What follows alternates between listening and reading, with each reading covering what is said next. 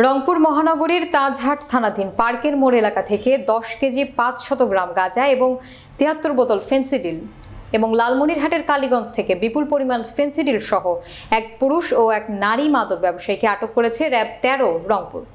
বিস্তারিত থাকছে রংপুর প্রতিনিধি রফিকুল ইসলাম সাবুলের প্রতিবেদনে। ক্যামেরায় ছিলেন জিয়ারুল ইসলাম জিয়াম।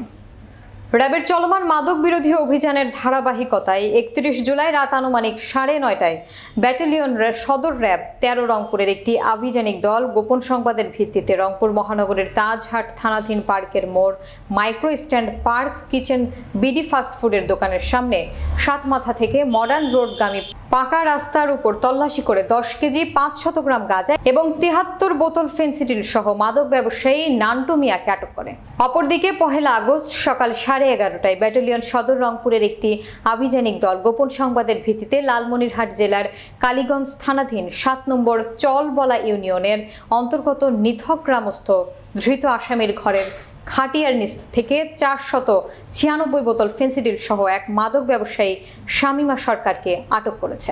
আটককৃত আসামিদের বিরুদ্ধে মামলা দায়ের করে সংশ্লিষ্ট থানায় সোপর্দ করেছে র্যাব 13 রংপুর।